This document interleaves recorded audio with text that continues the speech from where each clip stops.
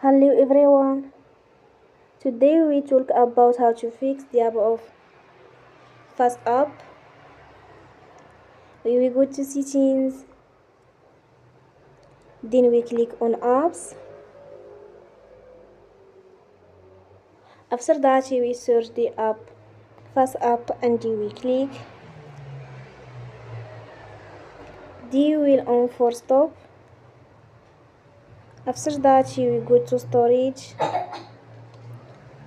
Then we click on clear cache.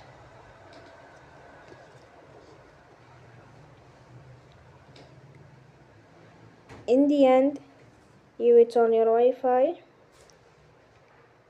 and you will turn again. Don't forget to support us by like and subscribe. See you next time and thank you for watching.